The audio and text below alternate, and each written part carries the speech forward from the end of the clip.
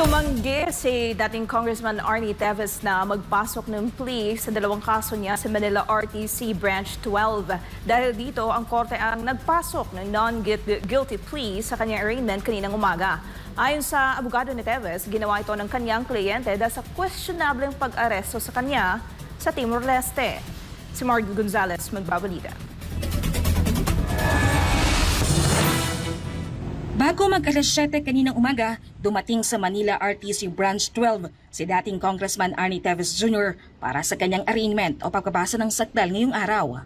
Mahigpit ang naging seguridad ng National Bureau of Investigation o NBI sa pagdadala kay Teves sa korte.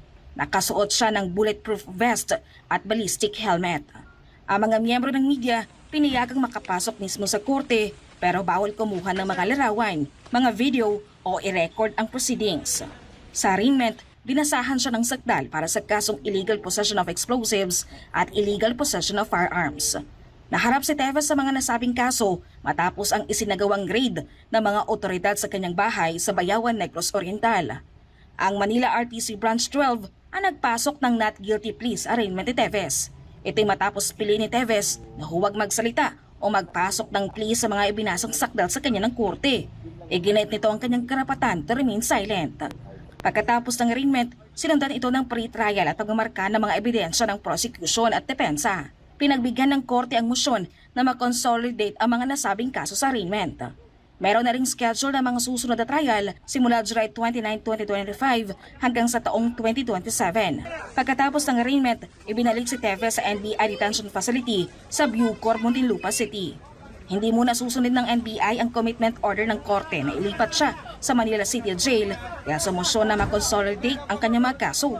Nahaharap si Teves sa 10 counts ng murder, 13 counts ng frustrated murder at 4 counts ng attempted murder sa Manila Regional Trial Court Branch 51 para sa Digamo murder case. Nahaharap naman siya sa kasong murder sa Manila RTC Branches 12 at 15 at sa RTC Branch 63 sa Bayawan, Negros Oriental para sa 2019 murder case kung saan nag-not guilty plea na dito si Teves. Meron din siyang kasong illegal possession of firearms and explosives sa Manila RTC Branch 12 at terrorism case na isinampa naman sa Quezon City RTC Branch 77. May emosyon ng kampo ni Teves na manatili ang dating kongresista sa NBI Detention Facility para sa seguridad nito pero hindi pa ito napag-uusapan sa korte. Dito muna tayo ha. Wait lang. Walang nagpa-interview ng mga abogado nito sa korte kanina. Kung gaano kahigpit ang seguridad ni Teves sa pagpasok sa Manila RTC, gayon din ang sa paglabas.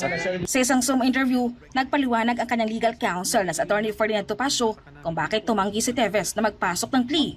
Ayon kay Topacio, may legal complications sa pagkakahuli kay Teves sa Timor-Leste. At dahil nga po hindi sinunod ng gobyerno ng Timor-Leste yung writ of habeas corpus na inisyu ng Tribunal de Recursos ay iimbestigahan po ng Parliament of Timor-Leste kung bakit po tinurn over sa Philippine government si Ginoong Teves notwithstanding the existence of a final and executory court judgment on the request of the Philippine government for extradition and denying the same at yung pag-issue nga po ng writ of habeas corpus. Ayon pa sa abogado, hindi pwedeng pagsamahin ang lahat ng kaso ni Teves dahil iba-ibang insidente o pangyayari ang binabanggit. Tulad ng terrorism financing na kanyang kinakaharap din po.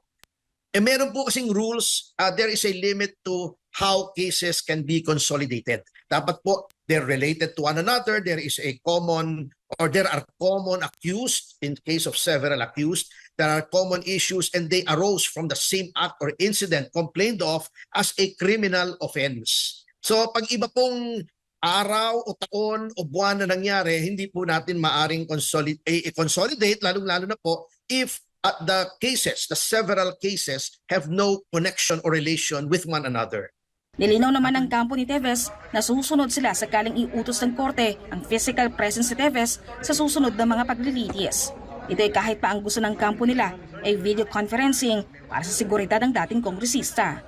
Sinabi naman ni Topacio na in good spirit si Teves pagkatapos ng kanyang arraignment kanina.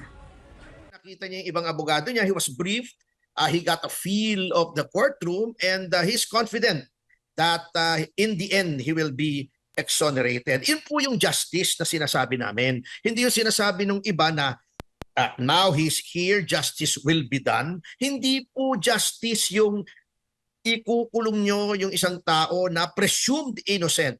Hindi po justice yung pahihirapan nyo yung isang tao sa pamamagitan ng ilalagay siya sa isang facility kung hindi siya ligtas. Ang justice po ay let the process of the judiciary take its course.